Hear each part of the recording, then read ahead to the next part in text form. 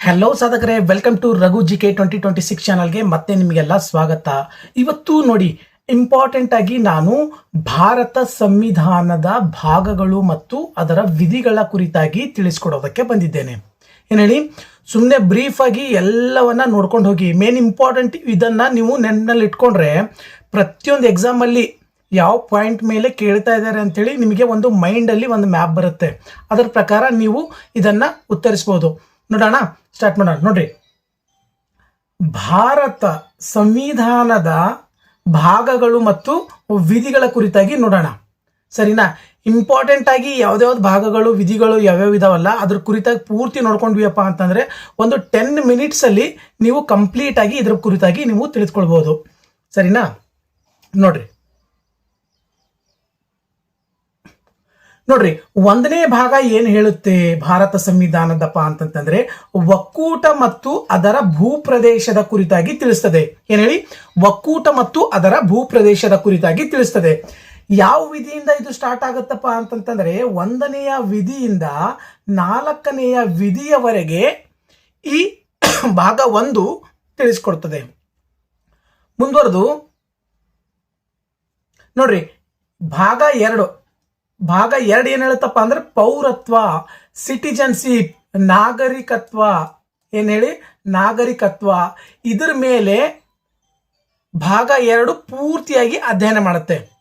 ಅದು ಯಾವ ವಿಧಿಯಿಂದ ಅಂತಂದ್ರೆ 5ನೆಯ ವಿಧಿಯಿಂದ 11ನೇ ವಿಧಿಯವರೆಗೆ ಪೌರತ್ವ ಅಥವಾ ನಾಗರಿಕತ್ವ, ಸಿಟಿಜನ್ಶಿಪ್ ಬರಿತಾಗಿ ಕೂಲಂಕುಷವಾಗಿ ತಿಳಿಸ್ಕೊಡ್ತದೆ 2ನೇ ಭಾಗ. ಮುಂದುವರೆದು ನೋಡ್ರಿ, ಭಾಗ 3 ಯಾವ್ದ್ರ ಕುರಿತಾಗಿ ತಿಳಿಸ್ಕೊಡ್ತದೆ? ಎಕ್ಸಾಮ್ ದೃಷ್ಟಿಯಿಂದ ನೋಡ್ತಾ ಹೋದ್ರೆ ಈ ಭಾಗ 3 ವೆರಿ ಇಂಪಾರ್ಟೆಂಟ್. ಯಾಕಪ್ಪ ಅಂತಂದ್ರೆ ಮೂಲಭೂತ ಹಕ್ಕುಗಳು, ಏನು ಫಂಡಮೆಂಟಲ್ ರೈಟ್ಸ್ ಏನಿದೆಯಲ್ಲ, ಇದು ಎಕ್ಸಾಮ್ ದೃಷ್ಟಿಯಿಂದ ವೆರಿ ಇಂಪಾರ್ಟೆಂಟ್. ಪ್ರತಿಯೊಂದು ಎಕ್ಸಾಮ್ ಅಲ್ಲಿ ಇದರ ಮೇಲೆ ಫಿಕ್ಸ್ ಆಗಿ ಒಂದು ಕ್ವಶನ್ ಇದ್ದೇ ಇರುತ್ತೆ. ಇದು ಯಾವ ವಿಧಿಯಿಂದ ಯಾವ ವಿಧಿವರೆಗೂ ಮೂಲಭೂತ ಹಕ್ಕುಗಳ ಸವಿಸ್ತಾರವಾದ ಮಾಹಿತಿಯನ್ನ ನೀಡ್ತದೆ ಅಂತಂದ್ರೆ 12ನೆಯ ವಿಧಿಯಿಂದ ನೋಡಿ 35ನೆಯ ವಿಧಿಯವರೆಗೆ ಭಾರತದ ಮೂಲಭೂತ ಹಕ್ಕುಗಳ ಕುರಿತಾಗಿ ಪೂರ್ತಿಯಾಗಿರ್ತಕ್ಕಂಥ ಮಾಹಿತಿಯನ್ನ ನೀಡುತ್ತೆ. ಮುಂದುವರೆದು ನೋಡ್ರಿ, ಭಾಗ 4 ಏನ್ ಹೇಳುತ್ತಪ್ಪ ಅಂತಂತಂದ್ರೆ ರಾಜ್ಯ ನೀತಿ ನಿರ್ದೇಶಕ ತತ್ವಗಳು.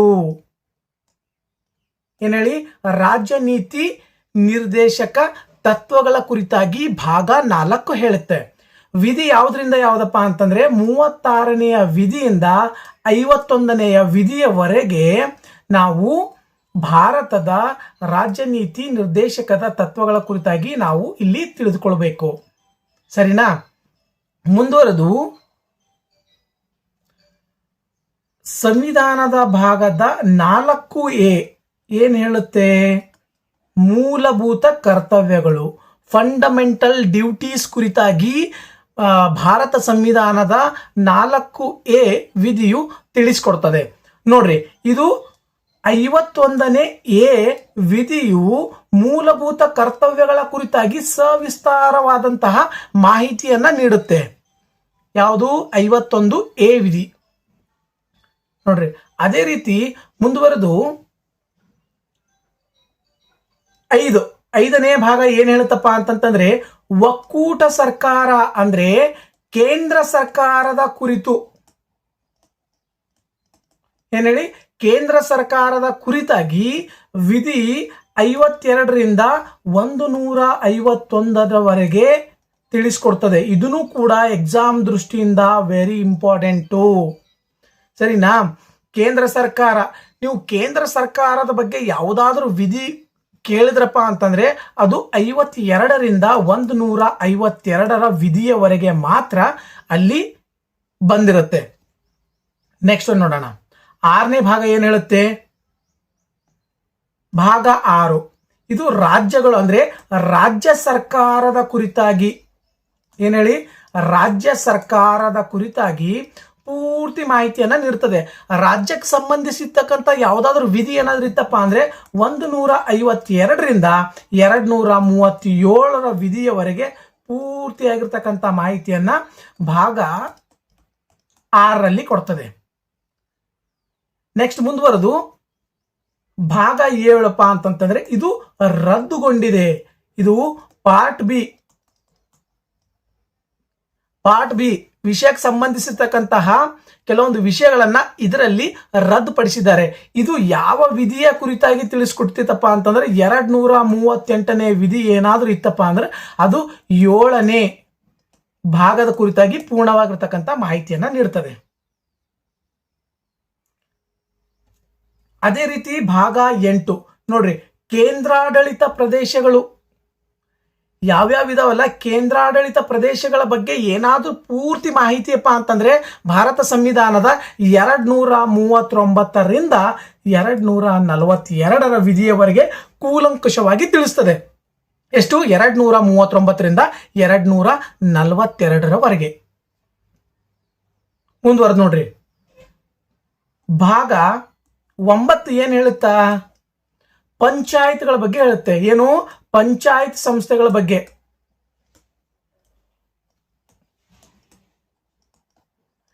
ಪಂಚಾಯತ್ ಸಂಸ್ಥೆಗಳು ಎಕ್ಸಾಮ್ ಅಲ್ಲಿ ವೆರಿ ಇಂಪಾರ್ಟೆಂಟ್ ಇದು ನೋಡ್ರಿ. 243ರಿಂದ 243 ಓ ವಿಧಿಯವರೆಗೆ ಪಂಚಾಯತ್ ಕುರಿತಾಗಿ ಸವಿಸ್ತಾರವಾದ ಮಾಹಿತಿಯನ್ನ ನೀಡುತ್ತದೆ. ನೋಡ್ರಿ, ಇದರಲ್ಲಿ 9A ಮತ್ತು 9B ಅಂತ ಹೇಳಿ ಪಾಠಗಳನ್ನ ಮಾಡಿದ್ದಾರೆ. ನೋಡ್ರಿ, ಭಾಗ 9A ಏನ್ ಹೇಳುತ್ತಪ್ಪ ಅಂತಂತಂದ್ರೆ ಮುನ್ಸಿಪಾಲಿಟಿಗಳು ಅಥವಾ ನಗರ ಸ್ಥಳೀಯ ಸಂಸ್ಥೆಗಳ ಕುರಿತಾಗಿ ಮಾಹಿತಿಯನ್ನ ನೀಡುತ್ತದೆ. ಏನ್ ಹೇಳಿ? ನಗರ ಸ್ಥಳೀಯ ಸಂಸ್ಥೆಗಳ ಕುರಿತಾಗಿ ಮಾಹಿತಿಯನ್ನ ನೀಡುತ್ತದೆ. ಇದು ಯಾವ ವಿಧಿಯಿಂದ ಸ್ಟಾರ್ಟ್ ಆಗುತ್ತಪ್ಪ ಅಂದ್ರೆ 243P ಇಂದ 243ZG ವರೆಗೆ ನಾವು ಮುನ್ಸಿಪಾಲಿಟಿ ಅಥವಾ ನಗರ ಸ್ಥಳೀಯ ಸಂಸ್ಥೆಗಳ ಕುರಿತಾಗಿ ಪೂರ್ತಿ ಮಾಹಿತಿಯನ್ನ ತಿಳ್ಕೋಬಹುದು. ಮುಂದುವರೆದು ನೋಡ್ರಿ, 9B ವಿಧಿ. ಇದು ಭಾಗ ಏನ್ ಹೇಳತ್ತಪ್ಪ ಅಂತಂದ್ರೆ ಸಹಕಾರಿ ಸಂಘಗಳ ಕುರಿತಾಗಿ ಕೇಳ್ತಾರೆ ಎಕ್ಸಾಮ್ ಅಲ್ಲಿ. ಇದನ್ನು ವೆರಿ ಇಂಪಾರ್ಟೆಂಟ್ ಟಾಪಿಕ್ ಇದೆ ನೋಡ್ರಿ. ಸಹಕಾರಿ ಸಂಘಗಳು ಯಾವ ವಿಧಿಯಿಂದ ಯಾವ ವಿಧಿಯವರೆಗೆ ತಿಳಿಸ್ಕೊಡ್ತದೆಯಪ್ಪ ಅಂತಂದ್ರೆ 243ZH ಇಂದ 243ZT ವರೆಗೆ ನಾವು ಸಹಕಾರಿ ಸಂಘಗಳ ಕುರಿತಾಗಿ ಪೂರ್ತಿ ಮಾಹಿತಿಯನ್ನ ತಿಳಿದುಕೊಳ್ಳಬಹುದು. ಏನ್ ಹೇಳಿ? 243ZH ಇಂದ 243ZT ವರೆಗೆ ವಿಧಿಗಳ ಕುರಿತಾಗಿ ನಾವು ನೋಡಿದ್ರೆ ಸಹಕಾರಿ ಸಂಘಗಳ ಕುರಿತಾಗಿ ಮಾಹಿತಿಯನ್ನ ನೀಡುತ್ತದೆ. ಅದೇ ರೀತಿ ಭಾಗ 10 ಏನ್ ಹೇಳುತ್ತೆ ನೋಡ್ರಿ, ಅನುಸೂಚಿತ ಮತ್ತು ಬುಡಕಟ್ಟು ಪ್ರದೇಶಗಳ ಬಗ್ಗೆ ಅಧ್ಯಯನ ಏನಾದ್ರೂ ಮಾಡ್ಬೇಕಪ್ಪ ಅಂದ್ರೆ ಪೂರ್ತಿಯಾಗಿ ಅಂದ್ರೆ 244ರಿಂದ 244A ವಿಧಿಯವರೆಗೆ ಪೂರ್ತಿ ಮಾಹಿತಿಯನ್ನ ಇದರಲ್ಲಿ ನೀಡಿದ್ದಾರೆ. ಯಾವುದು? 10ನೇ ಭಾಗದಲ್ಲಿ. ನೀವು ಯಾವ ವಿಧಿಯಿಂದ ಯಾವ ವಿಧಿಯವರೆಗೂ ನೋಡಬೇಕು? 244ರಿಂದ 244A ವಿಧಿಯವರೆಗೆ ನೋಡಿದ್ರೆ ಸಾಕು. ಮುಂದುವರೆದು ನೋಡ್ರಿ, ಅದೇ ರೀತಿ ಭಾಗ 11ನೇ ಭಾಗ ಏನ್ ಹೇಳುತ್ತೆ? ಒಕ್ಕೂಟ ಮತ್ತು ರಾಜ್ಯಗಳ ನಡುವೆ ಇರತಕ್ಕಂತಹ ಸಂಬಂಧ. ಏನು? ಕೇಂದ್ರ ಮತ್ತು ರಾಜ್ಯದ ನಡುವೆ ಇರುವಂತಹ ಸಂಬಂಧ ಏನಿದೆ ಇವೆರಡರ ನಡುವೆ ಅಂತ ಹೇಳಿ ತಿಳಿಸ್ಕೊಡುವಂಥದ್ದು ಭಾಗ 11ನೆಯ ಭಾಗ ತಿಳಿಸ್ಕೊಡ್ತದೆ. ಇದು 245ರಿಂದ 263 ವಿಧಿಯವರೆಗೆ ಇದ್ರ ಕುರಿತಾಗಿ ಮಾಹಿತಿಯನ್ನ ತಿಳಿಸ್ಕೊಡ್ತದೆ. ಮುಂದುವರೆದು ನೋಡ್ರಿ, ಭಾಗ 12 ಏನ್ ಹೇಳುತ್ತೆ?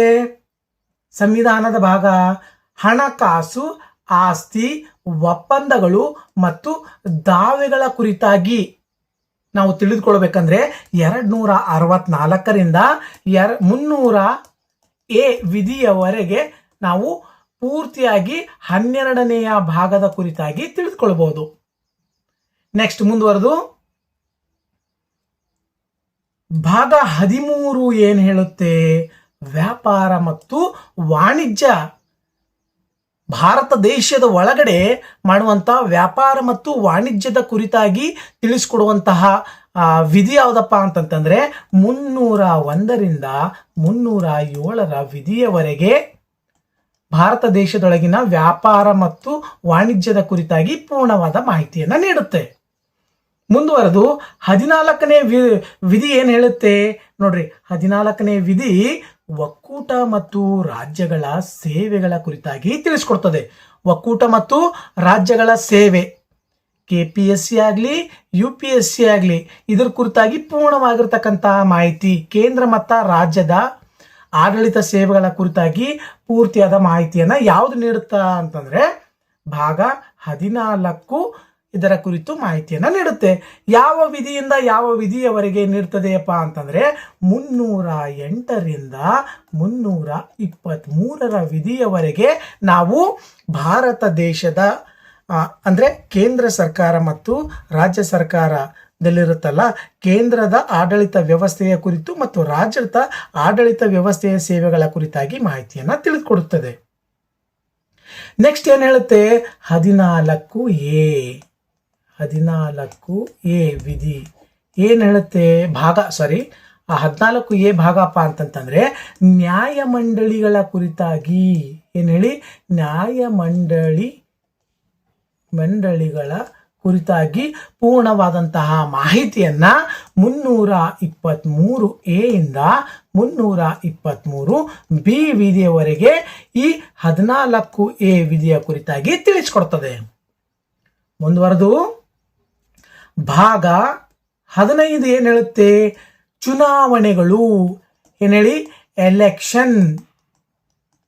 ಎಲೆಕ್ಷನ್ ಕುರಿತಾಗಿ 324ರಿಂದ 329ರ ವಿಧಿಯ ಒಳಗಡೆ ಚುನಾವಣೆಗೆ ಸಂಬಂಧಿಸಿದಂತ ಯಾವುದೇ ವಿಷಯವಿದ್ರೂ ಕೂಡ ಅಲ್ಲಿ ಚರ್ಚೆಯನ್ನ ಮಾಡಲಾಗ್ತದೆ. ಅದರ ಬಗ್ಗೆ ನಾವು ತಿಳಿದುಕೊಳ್ಬೇಕು ಪೂರ್ತಿಯಾದ ಮಾಹಿತಿಯನ್ನ. ನೆಕ್ಸ್ಟ್ ನೋಡ್ರಿ ಭಾಗ 16 ಏನ್ ಹೇಳುತ್ತೆ ಕೆಲವು ವರ್ಗಗಳಿಗೆ ವಿಶೇಷವಾಗಿರ್ತಕ್ಕಂತಹ ನಿಯಮಗಳನ್ನ ನೀಡಿರ್ತಕ್ಕಂಥದ್ದು ಇದರಲ್ಲಿ ನಾವು ತಿಳ್ಕೊಳ್ಬೇಕು. ಕೆಲವು ವರ್ಗಗಳಿಗೆ ವಿಶೇಷವಾಗಿ ಯಾವ ರೀತಿಯ ಸೌಲಭ್ಯಗಳನ್ನ ನೀಡಿದ್ದಾರೆ, ಅದರ ವಿಶೇಷತೆ ಏನು, ಅದರ ನಿಯಮಗಳೇನಿದಾವ ಅಂತೇಳಿ ನಾವು ವಿಧಿ 330ರಿಂದ 342A ವಿಧಿಯವರೆಗೆ ನಾವು ಇಲ್ಲಿ ತಿಳಿದುಕೊಳ್ಳಬಹುದು.